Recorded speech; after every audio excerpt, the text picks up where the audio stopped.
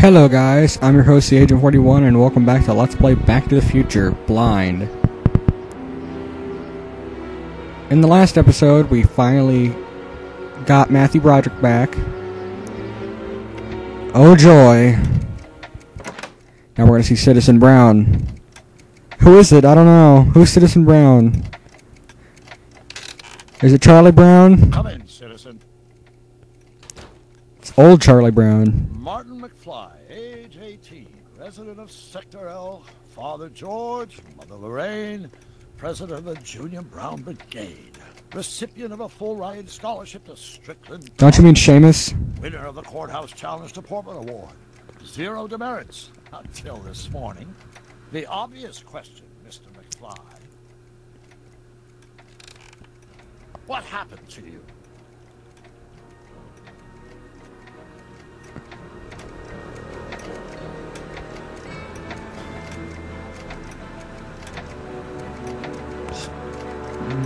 It's like this, Doc. I'm a different Marty McFly. Doc. Interesting. You regard me as a doctor, indicating awareness that you're suffering from some variety of mental disorder. That's a hopeful sign, Martin. Of course, I'm not actually a doctor, but I do have the tools to turn you around and put you back on the road to societal normalization. Shall we begin with a few questions to establish a baseline?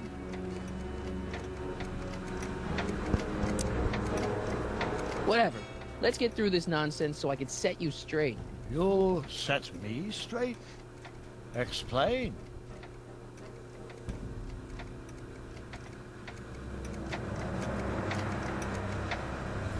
This! What you've turned into, it's all wrong. You're supposed to be a scientist, an inventor.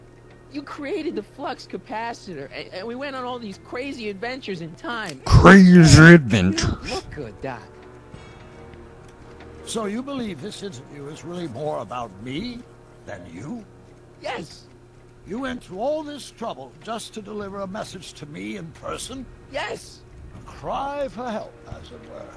Yes! No, wait. Tell me, Martin, is your mother on the sauce again? No. Yes. Maybe. Forget Yo, it. mess. Not I don't the know. issue here. Don't ever forget your mother, Martin. Your parents are your superiors, and respect for one's superiors is absolutely essential to the Hill Valley Order.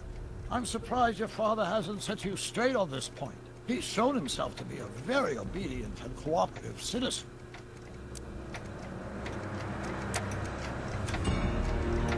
You mean a warped citizen? He's supposed to be a science fiction writer, not a peeping Tom, and you're supposed to invent a time machine.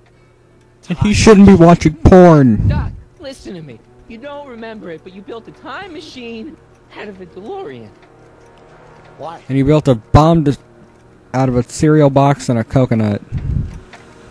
Well, just for the hell of it, I guess. Plus, the steel frame of the DeLorean dispersal, I don't know. It was important for some reason. Fascinating. Yes, it is fascinating. It's amazing. It's incredible. But you don't know it because you've never invented it. You're not the real Doc Brown. You gotta believe me. And this is because? Everything got screwed up when I went back in time to 1931. Sounds like this time machine is a very impractical and dangerous invention. Yes, I mean, no. What I mean is it's messed up a lot of things, but first, it made a lot of things better. Like my mom and my dad. It was only thanks to your time machine that they ever became successful and happy. So they're happy. But they're not, because you summoned me back in time, and somehow your timeline got messed up, and everybody else is along with it. I see. No, you don't. Think back. Don't you remember me? We knew each other when you were 18. I'm Sonny Crockett. Incredible. This case is more serious than I'd imagined. Oh, you jerk. Boy has fabricated an alternate reality.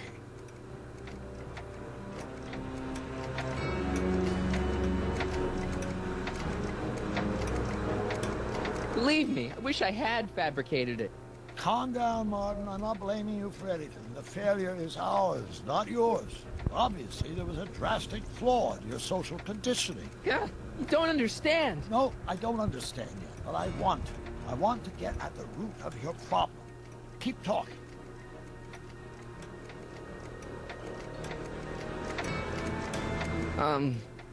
Take your time.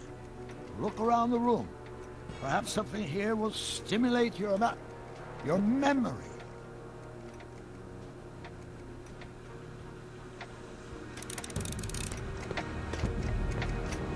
Okay. Let's do this. So Okay. that's what Judge Brown looked like. I never actually saw him. Of course not. He died before you were born.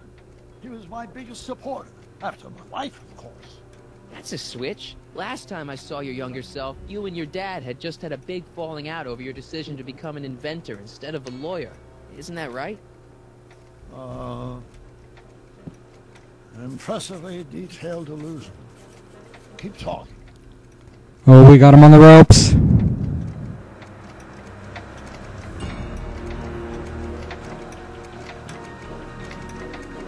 Okay, take a look at this picture of Einstein here. The dog. Harboring dangerous animals is a municipal offense. Yeah, they told me, but you harbored this very same animal once, a long time ago. Remember the test run of your rocket car? Einstein landed on the roof of the courthouse. I do recall something of the sort, but naturally it couldn't have been the same dog. There wasn't anything natural about it. Einstein's a time traveler too, thanks to your invention. Bizarre fantasy life. Go on. Proceed. Oh, we got him. Getting closer. Hey, this is your fish tank. Yes, that is my fish tank. It looks much better without all the bacteria. What? Edna just had it cleaned. Yeah, but in 1931 it was full of bacteria that we used to make rocket fuel. Remember? Stop trying to confuse me! My whole life has been dedicated to the practical use of technology to shape a more efficient, orderly society. Ask anyone. It's a fact. Look it up. You know better, right? Emmett? Wrong. Do you see this picture? I keep it close by me to remind me of the moment when my life's course became clear. August 25th, 1931. The day I single-handedly captured Kittanning, the scourge of Hill Valley. Single-handedly? And not, incidentally, the day I caught the eye of Edna Strickland, my scientific muse and the love of my life. Take a look. What you see there is a young man who understands his destiny. That's not what I see. What do you see?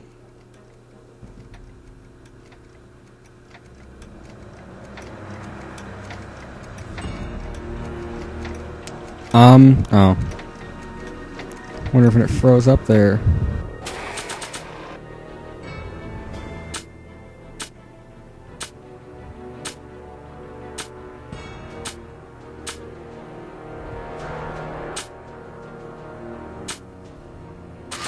Maybe I can use this. Haven't used it Remember yet. this? Carl Sagan escapes. June 13th, 1931. Yes, I remember the incident back when crime went unchecked in Hill Valley. I'm the one who rescued him, and I did it with the help of your first invention, the rocket-powered drill. The rocket-powered drill. Never worked. Failed and misguided contraption with a tendency to explode.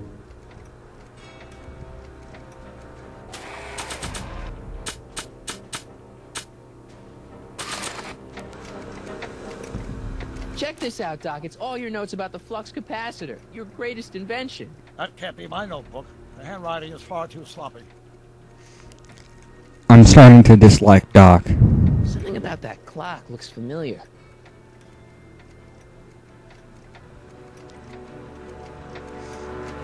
Something about that clock looks familiar.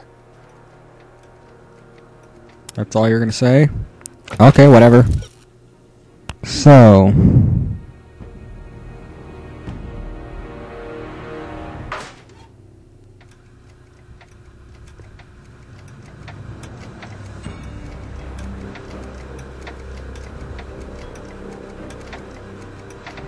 remember him. Arthur McFly. Your grandfather, if I'm not mistaken. Yeah, you and I served a subpoena to him back in '31. Preposterous. We got him on the ropes.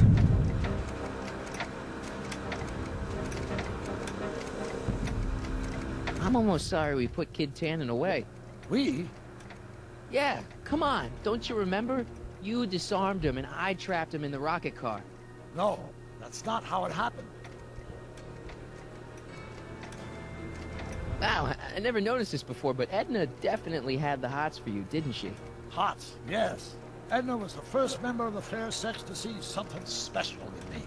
She saw something, all right, and she ran with it. Looks to me like a kid who's all psyched about his new invention. That's where you're wrong. Although my rocket I car think had I see it. captured Kid Tannen, it was also a widely impractical and dangerous idea that would have triggered unimaginable consequences had I pursued it further. Luckily, Edna came along and channeled my newfound fame into more practical pursuits.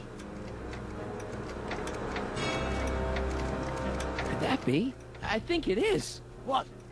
It's Oh, the me. phone's ringing. I hope my The dad other gets you. it. It is me. And you. But how? Sonny?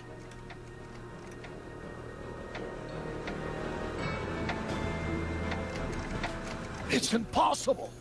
No, it's science. Your science, Doc.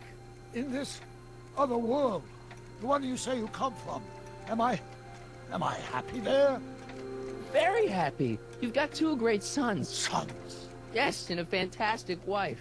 not Edna. Not even remotely. And your invention. Jeez, Doc, you can go anywhere you want to. Anywhere in time. You're the luckiest guy in the universe. And what about Hill Valley? Hill Valley. You know it's got problems. A little bit of urban decay here, a little bit of crime there. It's a normal city. People are happy, mostly. And even when they're miserable, they're not miserable like they are in your Hill Valley. Stop!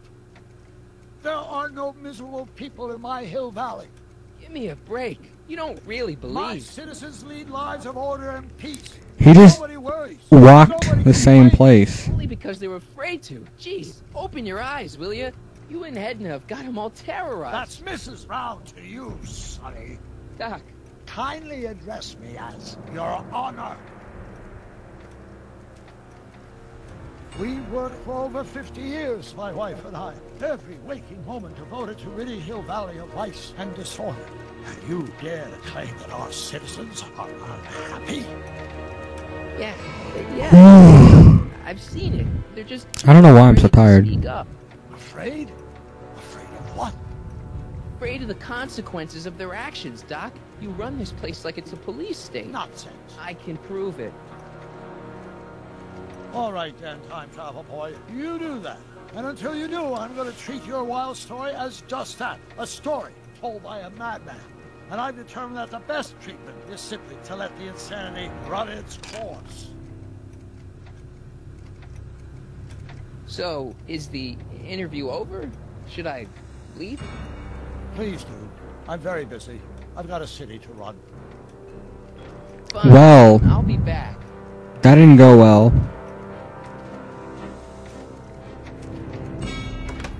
What is she doing? What is she doing?